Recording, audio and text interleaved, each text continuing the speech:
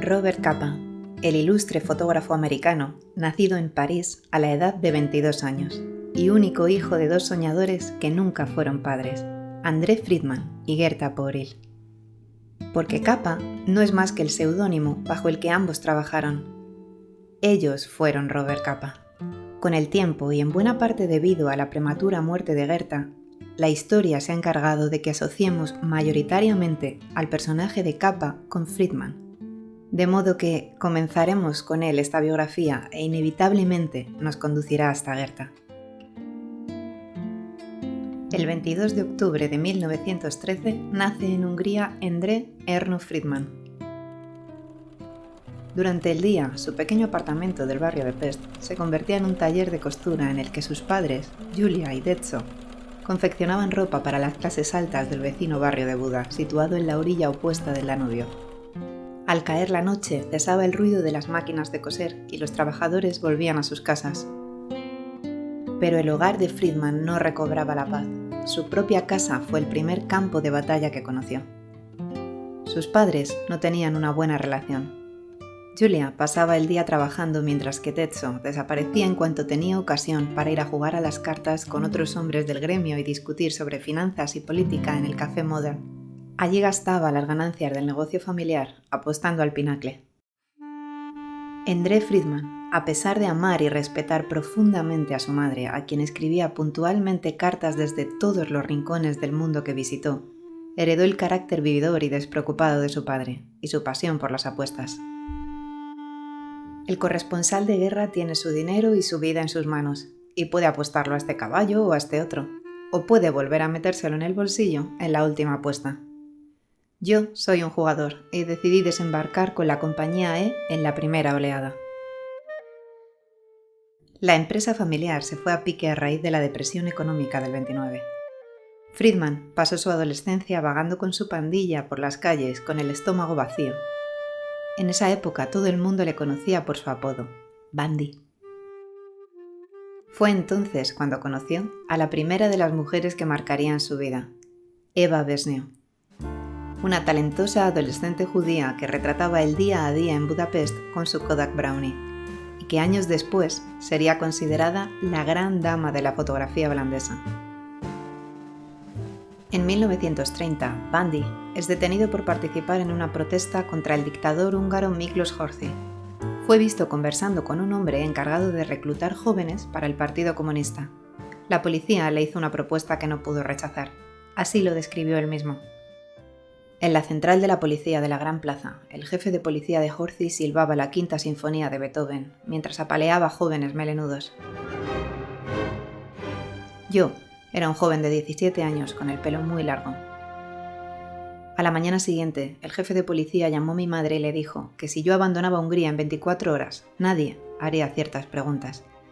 Con el país bajo la creciente sombra de la soberanía nazi, Bandy, bohemio, pobre y judío, tomó la única opción posible, y al día siguiente se exilió a la capital cultural del mundo, que en aquel momento era Berlín.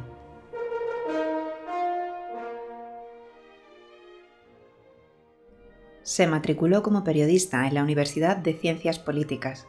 Quería luchar contra el fascismo con sus palabras, pero cuando se le terminó el poco dinero que tenía, acabó en la calle. Siempre me había encantado la sensación de la lluvia en la cara. Ahora la lluvia, sin tocarme la cara, iba directamente a mis zapatos.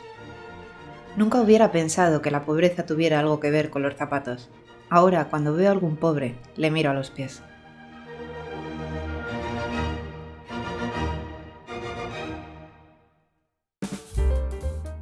Afortunadamente se reencontró con Eva Besnio, que, como tantos otros judíos, también había huido a Berlín para escapar del antisemitismo. Eva acababa de abrir su primer estudio de fotografía, y gracias a su recomendación, Bandy consiguió un empleo revelando negativos en el cuarto oscuro de una empresa húngara establecida en Berlín llamada Depot. Gracias a su carácter, abierto y atrevido, pronto le dejaron una cámara Leica de 35 mm para empezar a cubrir pequeños sucesos locales. La Leica era una cámara muy pequeña en comparación con la usada hasta el momento por los fotoperiodistas, que era la Graflex, y mucho más barata.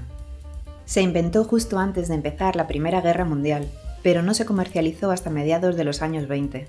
Transportaba el carrete en posición horizontal, lo que le permitió extender el tamaño del marco a 24 por 36 milímetros. Ligera, compacta, discreta, económica y además permitía realizar grandes ampliaciones. Era la herramienta perfecta para trabajar entre multitudes y pronto todos los fotógrafos de la época se interesaron por ella. La ausencia de recursos económicos, sumada a su por aquel entonces escaso dominio del alemán, habían truncado su sueño de ser periodista. Pero descubrió en la fotografía un lenguaje universal a través del cual podía mostrar al mundo entero cuanto ocurriese ante sus ojos. En noviembre de 1932, los periódicos anunciaban que León Trotsky abandonaría su exilio en Turquía para dar un discurso en Copenhague ante 2.500 personas. Depot envió a Bandy a cubrir la noticia de la que sería la última aparición multitudinaria del revolucionario ruso, y él mismo relató así su aventura. Los diarios tenían la noticia de que Trotsky hablaría en Copenhague. Mis jefes estaban muy interesados, pero al mirar a su alrededor se dieron cuenta de que todos los fotógrafos ya estaban asignados para cubrir acontecimientos en Alemania. Era el único en la oficina y me dijeron, ve. Con el tiempo, se supo que esta versión de la historia tenía más de campaña publicitaria para el reportero que de realidad. La noticia de la aparición de Trotsky no pilló por sorpresa a la agencia. Podrían haber enviado a otros fotógrafos, pero probablemente le eligieron a él porque su don de gentes y su picardía le ayudarían a conseguir buen material. Y así fue. Sus imágenes reflejaban como ninguna la energía del orador. En 1933, Hitler se alza con el poder en Alemania. Berlín deja de ser un lugar seguro y Bandy decide regresar a Hungría con su familia. Pero la situación política de su país natal tampoco le ofrecía tranquilidad alguna, de modo que, poco después, se ve obligado a viajar a París. El futuro reportero gráfico comenzaba ya a acostumbrarse a vivir siempre con la maleta en la puerta de su casa. Al llegar a París, afrancesó su nombre y comenzó a llamarse a sí mismo André. Los primeros años no fueron un camino de rosas. Pasó hambre, sufrió la xenofobia y le fue imposible vivir de la fotografía. Malvivió hasta que en 1943 conoció al fotógrafo dadaísta André Kertzet. Bajo su mecenazgo, André Friedman consiguió algunos trabajos y aprendió valiosas lecciones de técnica y composición. Uno de sus primeros encargos fue fotografiar la ostentación y opulencia de la vida en la Riviera. Bandy se gastó todo el dinero que le habían adelantado en la primera semana. Cuando le pidieron cuentas desde la agencia, contestó que tenía que vivir el lujo para poder fotografiarlo, y que lo sentía, pero que le habían robado la Leica de su jefe en la playa al irse a dar un baño. Pese a su potencial, esta falta de disciplina le hacía difícil mantener un puesto de trabajo. En los cafés parisinos de Montparnasse hizo amistad con muchos refugiados de Alemania y de la Europa del Este. Entre ellos estaban el polaco David Seymour y el francés Cartier-Bresson, con quienes más tarde fundaría la agencia Magnum. Y allí fue donde conoció a la mujer de su vida, Gerta Pooril, una joven judía 3 años mayor que André, que, como él, había huido a París huyendo de la Alemania nazi. Ella supo ver el enorme potencial del trabajo de André, pero también advirtió que con su aspecto destartalado sería difícil que le tomasen en serio, y le ayudó a realizar un cambio de imagen total. Imagínate, madre, tengo el pelo corto, llevo corbata, los zapatos limpios, me he convertido en un caballero limpio y planchado, como un burguesito de Buda. Eran 2 jóvenes talentosos que compartían ideologías y la pasión por la fotografía, con toda la vida por delante y un hambre feroz por comerse el mundo. Pronto, ambos estarían profundamente enamorados. Nunca antes en mi vida había sido tan feliz. Ahora, a Gerta y a mí, solo podrían separarnos a tiros. Gerta hablaba varios idiomas y sabía mecanografía. Además, se desenvolvía con soltura en las editoriales. Juntos formaban un tándem perfecto. Gerta me presenta a todos los editores y además escribe artículos. Por otro lado, no solo no zurce mis calcetines, sino que tampoco hace nada con los agujeros de sus medias. Camina tanto que rompe unas medias cada día. Tenían juventud, pasión, talento, pero sus ingresos eran tan escasos que apenas les daba para costear el pequeño apartamento que compartían cerca de la Torre Eiffel. Incluso trabajó como actor interpretando pequeños papeles sin mucha relevancia. El mundo del cine no le atraía en absoluto, pero al menos le daba lo suficiente para comer. Escribió a su madre para contarle que quizás podría dedicarse a la interpretación. En la industria le decían que era gracioso y que no era feo. Estaba a punto de abandonar su sueño de ser fotógrafo. Pero en el momento más crítico, al fin, surgió una gran oportunidad. Las revistas Berlin Illustrate y Voilà le ofrecieron realizar una serie de reportajes en diferentes puntos de España. André no se lo piensa dos veces, guarda su Leica en la maleta y se sube a un tren con billetes de primera clase. Primera parada, San Sebastián. Allí entrevista y retrata a Paulino Uzcudum, la estrella del boxeo en aquel momento y hasta la fecha el mejor peso pesado español de la historia. Posteriormente, se desplaza a Madrid para cubrir el intento de batir el récord de altitud en globo por parte del coronel Emilio Herrera Linares, que, entre muchas otras magníficas creaciones, había inventado la escafandra aeronáutica, precursora del actual traje espacial que utilizan los astronautas. Última parada, Sevilla.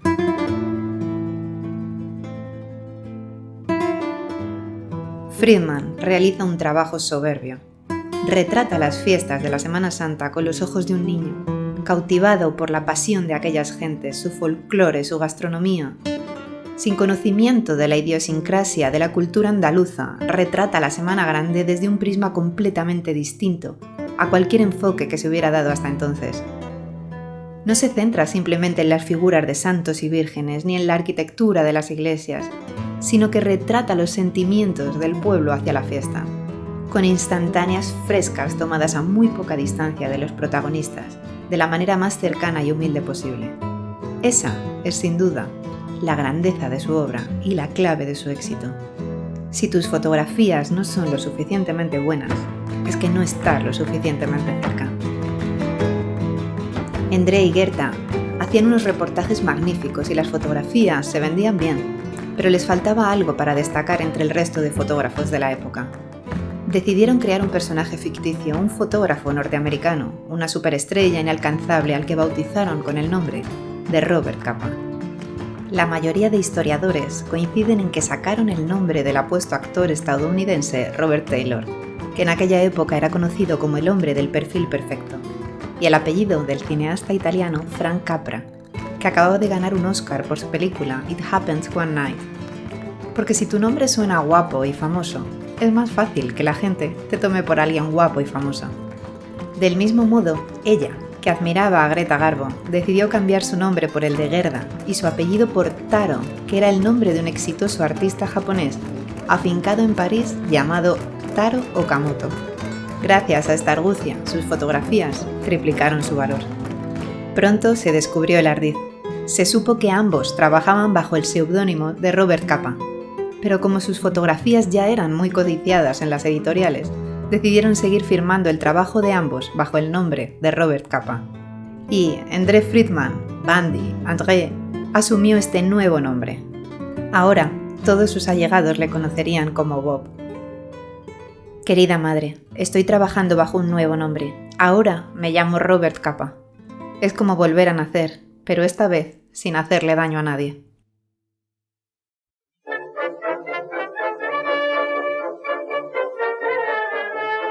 El 17 de julio de 1936 estalla la Guerra Civil en España.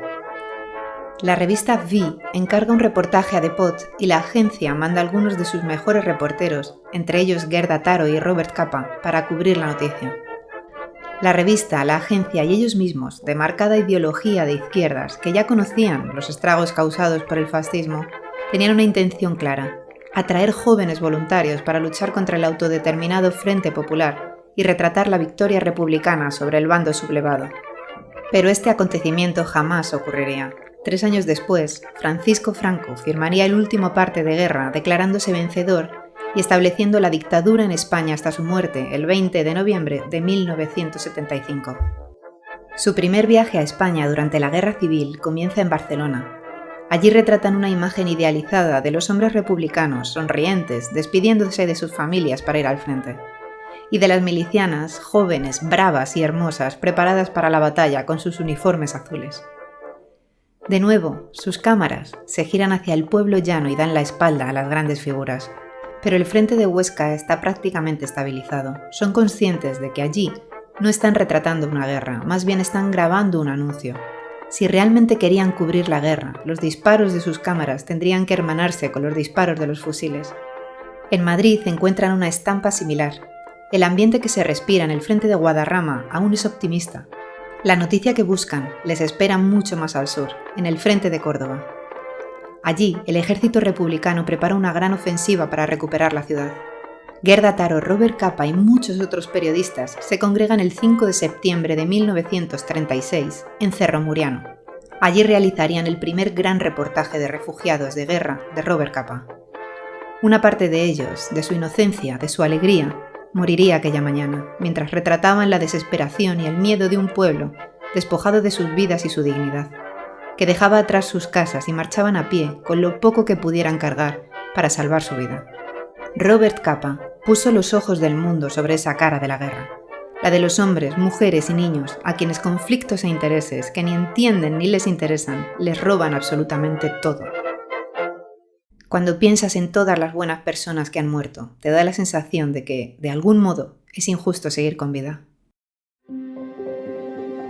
En aquellos días se toma la fotografía más famosa de la Guerra Civil y una de las más reconocidas del fotoperiodismo de la historia, Muerte de un miliciano. Aparece publicada por primera vez en septiembre de 1936 en la revista Vi, y un año después, en julio de 1937, su publicación en la revista Life le concede reconocimiento y fama mundial. Debido al editorial que acompañaba la imagen, durante años se mantuvo la creencia de que mostraba a un hombre en el momento exacto en que recibía un impacto de bala mortal en Cerro Muriano. Pero en 2007, el biógrafo de Capa, Richard Whelan, firme defensor de esta teoría, publica su último libro antes de morir, Robert Capa at Work, e incluye una fotografía de la misma serie que Muerte de un miliciano que aporta una referencia geográfica clave. De fondo, una cadena montañosa que demuestra que la fotografía, en realidad, fue tomada a 50 kilómetros de Cerro Muriano, en la localidad de Espejo. 2 años más tarde, la revista británica Picture Post publicó 26 fotografías de Capa sobre la Guerra Civil Española y le presentó al mundo como el mejor fotógrafo de guerra de la historia. En 1995 se descubre entre las pertenencias del embajador de México, Francisco Javier Aguilar González, una valija con más de 3.000 negativos de fotografías realizadas por Robert Capa, Gerda Taro y David Seymour, que se creyeron perdidos durante 7 décadas. Diferentes tomas del grupo de milicianos de Espejo demuestran, según la opinión de la mayoría de los expertos, que el protagonista de Muerte de un miliciano no murió en el momento en que se tomó la imagen. La ausencia de sangre y las diferentes tomas hechas exactamente en el mismo lugar, con el mismo encuadre, y el hecho de que el cielo se viera exactamente igual en todas ellas, respalda esta teoría. Y así, la imagen que le concedió la fama se convirtió en el arma arrojadiza que todos los detractores de Capa utilizarían para denostar su trabajo. En una guerra hay que detestar o amar a alguien. En todo caso, hay que tomar partido, porque si no, no hay forma de soportar lo que ocurre. Jamás sabremos a ciencia cierta si la fotografía es o no verídica, pero de lo que no cabe duda es de que ambos se jugaron la vida en España y de que su trabajo fue transgresor, humano, íntimo y valioso. Miraron más allá de los políticos, de los oficiales y del resto de grandes figuras. Fotografiaron las entrañas de los más débiles, su miedo, su confusión, sus miradas al cielo mientras escuchaban acercarse los aviones de guerra. Mientras todos corrían, allí estaban ellos, inmortalizando la historia con sus Leicas. Siempre igual, las sirenas, el pánico, las carreras, el estruendo de las bombas. Luego, cuando se va la humareda, la gente va al depósito de cadáveres a ver si por casualidad el hijo, la madre, el padre que no ha vuelto a casa, estaba en las listas. Durante los 3 años que duró la guerra, viajaron varias veces desde París a España. A medida que avanzaba el tiempo, contemplaban un escenario cada vez más desesperado, sangriento y empobrecido. El 8 de febrero de 1937, decenas de miles de refugiados abandonaron Málaga en dirección a Almería. El ejército de Gonzalo Queipo de Llano, conocido en el bando republicano como el Carnicero de Sevilla, había tomado la ciudad. A este éxodo se le conoce con el nombre de la desbandada. El ejército franquista efectúa ametrallamientos por tierra, mar y aire sobre la hilera de civiles y milicianos que inundan la carretera. Los pocos documentos gráficos que se conservan se los debemos a un fotógrafo que acompañaba al médico canadiense Norman Bethune. Permíteme un mínimo paréntesis para hablarte de este hombre. Al recibir la noticia de la masacre de Málaga, Bethune y su equipo, que se encontraba en Valencia, se trasladaron para atender a los heridos. Fueron pioneros en el campo de la donación de sangre, aplicando la técnica descubierta pocos meses antes por el médico catalán Durán Jordà. En su relato, El crimen de la carretera de Málaga-Almería, Bethune escribió: «Por entonces habíamos pasado al lado de tantas mujeres y niños afligidos que pensamos que lo mejor era volver y comenzar a poner a salvo los peores casos. Era difícil elegir cuáles llevarse. Nuestro coche era asediado por una multitud de madres frenéticas y padres que con los brazos extendidos sujetaban hacia nosotros a sus hijos. Tenían los ojos y la cara hinchada y congestionada tras 4 días bajo el sol y el polvo. Llévense a este, miren a este niño, este está herido». Los niños, envueltos de brazos y piernas con harapos ensangrentados, sin zapatos, con los pies hinchados, aumentados 2 veces su tamaño, lloraban desconsoladamente de dolor, hambre y agotamiento. 200 kilómetros de miseria. Imagínese 4 días y 4 noches escondiéndose de día entre las colinas, ya que los bárbaros fascistas los perseguían con aviones. Caminaban de noche agrupados en un sólido torrente de hombres, mujeres, niños, mulos, burros, cabras, gritando los nombres de sus familiares desaparecidos, perdidos entre la multitud. Capa y Taro llegan a Almería el día 14 y una vez más retratan con la máxima sensibilidad y respeto la deplorable situación en que se encuentran los supervivientes. En junio de 1937, Richard de Rochemont encarga un documental propagandístico a Capa y Taro que recree la victoria republicana en la Granjuela para exhibirlo al público en los cines dentro de la serie documental The March of the Times. Años después, el gobierno franquista realizaría su propia versión a la española, lo que todos conocemos como el Nodo. En aquel momento eran muy frecuentes este tipo de encargos. Los periodistas realizaban filmaciones con el modelo de cámara Eyemo. La última parada antes de terminar esta visita a España la harán en Valsequillo. Allí, Gerda realiza una serie de fotografías magníficas, persiguiendo el mismo objetivo propagandístico, pero en esta ocasión no vemos soldados, ni heridos, ni miedo. Sencillamente agricultores y campesinos trabajando la tierra cordobesa. El mensaje de sus imágenes es claro y rotundo. La tierra es de quien la trabaja. Se despidieron en Madrid. Capa regresó a París para entregar sus negativos y comenzar los preparativos de la que sería su próxima aventura juntos. Esta vez Taro se quedó en España. En julio de 1937 estalló la batalla de Brunete, al oeste de Madrid. Gerda, que por aquel entonces comenzaba a firmar sus trabajos con su nombre, acudió de inmediato. La capital se convirtió durante 21 días en un laboratorio de pruebas de carros de combate. Entre el caos y el pánico bajo el bombardeo de los aviones, los tanques perdían el control. Durante la retirada de las tropas republicanas, Gerda viajaba subida al estribo del coche del general Walter, que transportaba a soldados heridos. Un tanque chocó contra ellos, desestabilizando a Gerda, que cayó al suelo. La oruga del tanque le pasó por encima. Fue trasladada de inmediato al hospital del Escorial, donde murió al día siguiente. Gerda Taro fue sombra de una sombra.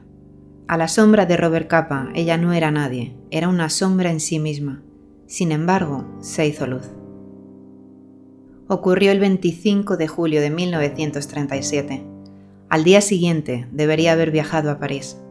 Allí la esperaban Capa, María Teresa León, Rafael Alberti, Ernest Hemingway y muchos otros amigos que preparaban la fiesta del 26º cumpleaños de Gerda. Pero esa celebración jamás sucedió. En su lugar, un multitudinario entierro honró la memoria de una de las primeras mujeres fotoperiodistas de guerra de la historia. Querida madre, estoy tan nervioso y alocado que lo único que puedo hacer es coger fuerzas y trabajar mucho. Con el tiempo seré más tolerable. Me parece justo resaltar, sin intención de quitarle mérito alguno ni a su excelente trabajo ni a su sacrificio, que Gerda Taro no fue la única mujer enviada a cubrir la Guerra Civil Española. Otras mujeres como Tina Modotti, que socorrió a muchos de los niños de la desbandada, o la húngara Katie Horna, que también conoció a Capa en Montparnasse y fue su pareja durante un tiempo en París, también estuvieron allí. Y también quisiera subrayar que este vídeo es una biografía de Robert Capa, y por tanto la visión que te he ofrecido se centra obviamente en los estragos que sufrió la población civil y el bando republicano, pero cuando indagamos a través de la historia no podemos cometer la torpeza de olvidar que en todos los bandos hubo desgracias y hubo muertes, porque la guerra en ningún caso es un acto de valentía, sino el fruto del exceso de ambición de quienes mueven los hilos y nos manejan como marionetas. Por eso es tan importante el legado de Robert Capa y el de cada uno de los reporteros que se juegan la vida para mostrarnos las consecuencias de resolver los problemas a tiros. Si has llegado hasta este punto, me encantaría leer tu opinión a través de los comentarios y te invito a disfrutar del resto de la biografía de Robert Capa en el próximo vídeo. No olvides compartir para que entre todos difundamos la cultura. Nos vemos en el Ágora. ¡Hasta pronto!